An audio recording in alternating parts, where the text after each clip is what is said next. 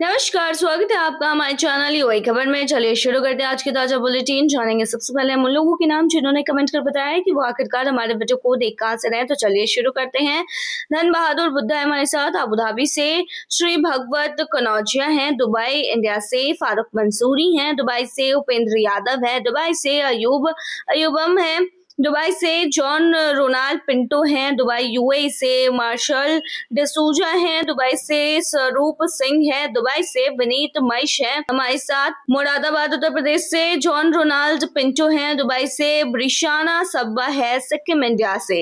तो चलिए बताते हैं आज आगे की खबर, लेकिन उससे पहले बता दें अगर आप भी चाहते हैं कि आपका भी नाम फीचर हो हमारे चैनल पर तो आपको ज्यादा कुछ करना नहीं है, जाना है कमेंट सेक्शन में, वहां लिखना है अपना नाम, साथ ही में लिखना है कि आप हमारी वीडियो को देख कहां से रहे हैं। तो चलिए सबसे पहले हाइलाइट्स बताएंगे, फिर खबरों को विस्तार से जानेंगे। तो चलिए शुरू करते हैं। नौकरी का सपना बना डरावना सच। ओमान में फंसी हैदराबाद की महिला। केरल के उद्यमी की चमकी किस्मत। अबू धाबी ड्रॉ में जीते 50 करोड़। यूएई में खाने पीने की सप्लाई पूरी तरह सामान्य, कीमतें स्थिर। अबू धाबी में बोरोज फैक्ट्री में लगी आग। इंटरसेप्ट हमले के मलबे से भड़की घटना। दुबई में नन्हे उद्यमियों का कमाल। बच्चों ने खुद के बनाए सामान बेचकर जीता दिल। चलिए अब खबरों को विस्तार से बताते हैं। नौकरी का सपना बना डरावना सच। ओमान में फंसी हैदराबाद की महिला। वापसी के लिए मांगे गए पैसे। हैदराबाद की रहने वाली रुकाया बेगम बेहतर कमाई और नौकरी के सपने के साथ फरवरी 2026 में ओमान के मस्कट पहुंची, लेकिन वहां उनका एक्सपीरियंस एक बुरे सपने में बदल गया।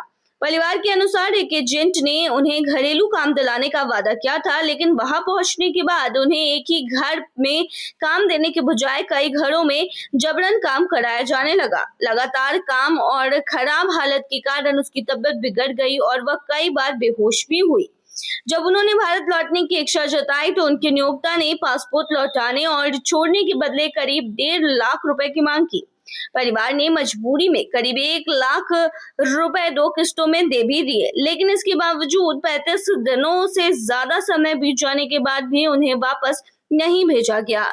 जांच में यह भी सामने आया है कि उन्हें वर्क वीजा के बजाय टूरिस्ट वीजा पर भेजा गया था, जिससे उनकी स्थिति और भी सुरक्षित हो गई। अब उनका परिवार भारत सरकार से मदद की गुहार लगा रहा है और विदेश मंत्री एस जयशंकर तथा भारतीय दूतावास से हस्तक्षेप की अपील भी की गई है, क्योंकि रुकैया की हालत लगातार खराब हो रही है और देरी उनके लिए खतरनाक साबित हो सकती है। केरल के उद्यमी की चमकी किस्मत। अबू धाबी ड्रॉ में जीते 50 करोड़। केरल के एक भारतीय उद्यमी शमोन शाजी की किस्मत उस समय बदल गई जब उन्होंने अबू धाबी में आयोजित बिग टिकट ड्रॉ में करीब 20 मिलियन दिरहम यानी लगभग 50 करोड़ रुपए का बड़ा इनाम जीता है। 32 वर्षीय शाजी पिछले 3 महीनों से लगातार इस ड्रॉ में हिस्सा ले रहे थे और आखिरकार उनका टिकट जीत गया। नतीजों के समय वो अपने परिवार के साथ दुबई में थे और उनका लाइव ड्रॉ देख रहे थे। जैसे उनका नंबर आया पूरे परिवार में खुशी की लहर दौड़ गई। जीत के बाद उन्होंने बताया कि इस रकम का इस्तेमाल दुबई में एक विला खरीदने और अपने बिजनेस को आगे बढ़ाने में करेंगे। इस ड्रॉ में उनके अलावा 5 अन्य भारतीयों ने भी 24 कैरेट सोने की 200 ग्राम की गोल्ड बार जीती, जबकि आयोजकों ने अप्रैल महीने के लिए नए ऑफर्स की घोषणा की है, जिससे लोगों को बड़े इनाम जीतने का एक और मौका मिलेगा। यूएई में खाने पीने की सप्लाई पूरी तरह से सामान्य, कीमतें स्थिर। सरकार ने दी भरोसे की बड़ी बात।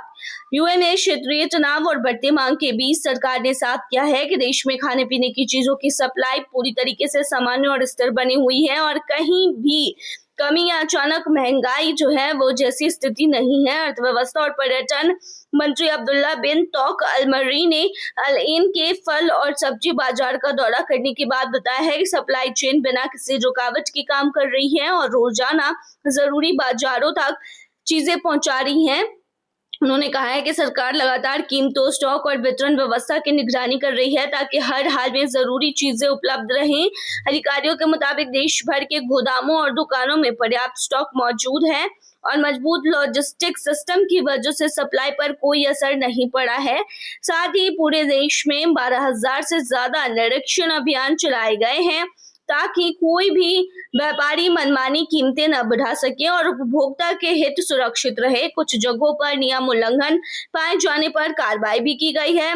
सरकार ने लोगों से अपील की है कि वे जरूरत के अनुसार ही खरीदारी करें और अनावश्यक स्टॉक ना करें, ताकि बाजार में संतुलन बना रहे और सभी को आसानी से सामान मिलता रहे। अबू धाबी में बोरोज फैक्ट्री में लगी आग, इंटरसेप्ट हमले के मलबे से भड़की घटना। अबू धाबी में स्थित बोरोज पेट्रोकेमिकल फैक्ट्री में उस समय कई जगह आग लग गई जब यूएई के एयर डिफेंस सिस्टम ने एक हमले को इंटरसेप्ट किया और उसके मलबे फैक्ट्री में गिर गए। अधिकारियों के अनुसार गिरते हुए टुकड़ों की वजह से प्लांट के अलग अलग हिस्सों में आग भड़क उठी, जिसके तुरंत बाद ही इमरजेंसी टीमें तैनात हो गई और आग पर काबू पाने का काम शुरू कर दिया। सुरक्षा को ध्यान में रखते हुए फैक्ट्री के ऑपरेशन अस्थायी रूप से रोक दिए गए हैं और नुकसान का आकलन किया जा रहा है। राहत की बात यह है कि इस घटना में किसी के घायल होने की खबर नहीं आई है। वहीं अधिकारियों ने लोगों से अपील की है कि वे सिर्फ आधिकारिक जानकारी पर भरोसा करें और अफवाहों से बचें, क्योंकि स्थिति पर लगातार नजर रखी जा रही है। दुबई में नन्हे उद्यमियों का कमाल, बच्चों के ने खुद के बनाए सामान बेचकर जीता दिल। दुबई के एक्सपो सिटी में एक खास इवेंट के दौरान छोटे छोटे बच्चों ने अपने बनाए हुए सामान बेचकर सभी का ध्यान खींचा है, जहां 5 साल तक के बच्चों ने अपने स्टॉल लगाकर chocolate, cookies, pastry, soft toy, paintings और अलग अलग क्राफ्ट आइटम पेश किए हैं। हर स्टॉल अपनी तरह से अलग और रंग बिरंगा था खुद में, और सबसे दिलचस्प बात ये रही है कि बच्चे खुद ग्राहक से बात भी कर रहे थे, अपने प्रोडक्ट्स को समझा भी रहे थे और पैसे भी संभाल रहे थे, जबकि उनके माता पिता पीछे रहकर उन्हें सपोर्ट कर रहे थे। इस इवेंट में 1000 से ज्यादा लोग पहुंचे और पूरे माहौल में मेले जैसा माहौल देखने को मिला, जहां face painting, craft activities, cycling, race और गेम्स जैसी चीजें भी आयोजित की गई। इस पहल का मकसद बच्चों में आत्मविश्वास बढ़ाना, जिम्मेदारी सिखाना और कम उम्र में ही बिजनेस को समझा देना है, जिससे लोगों ने काफी इससे सराहा है और बच्चे जो हैं उनका उत्साह भी बढ़ाया है। यूएई राष्ट्रपति ने सलेम अल समन के निधन पर जताया शोक, आर्थिक विकास में भूमिका को किया याद। यूएई के राष्ट्रपति शेख मोहम्मद बिन जायद अल नहयान ने प्रख्यात व्यवसायी सलेम अल समन के निधन पर गहरा शोक व्यक्त किया है। उनके देश के आर्थिक विकास में दिए गए योगदान को याद किया गया।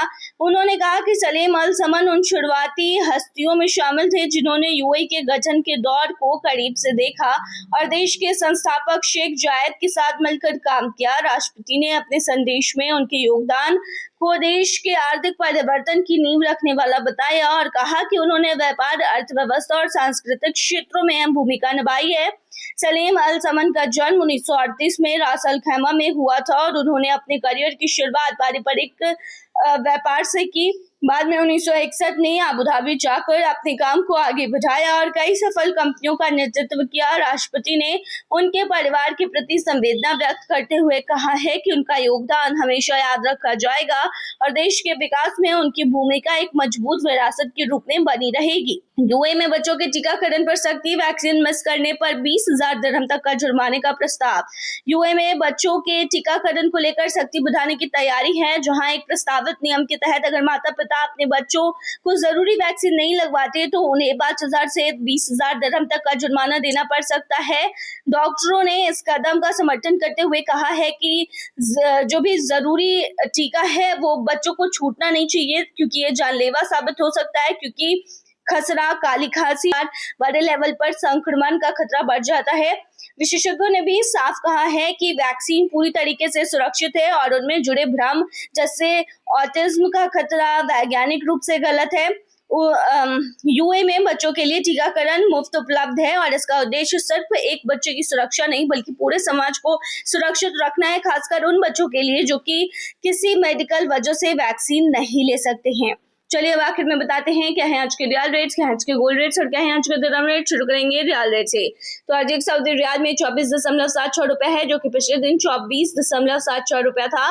वहीं आज एक सऊदी रियाल में 39.61 नेपाली रुपीज है, जो कि पिछले दिन 39.61 नेपाली रुपीज थे। वहीं आज एक सऊदी रियाल में 32.61 बांग्लादेशी टका है, जो कि पिछले दिन 32.61 बांग्लादेशी टका था। वहीं आज एक सऊदी रियाल में 74.34 पाकिस्तानी करेंसी है, जो कि पिछले दिन 74.34 पाकिस्तानी करेंसी थी। वहीं आज एक सऊदी रियाल में 24.76 भूटानी करेंसी है, जो कि पिछले दिन 24.76 भूटानी करेंसी थी। क्या है आज के गोल्ड के रेट्स तो बता दें।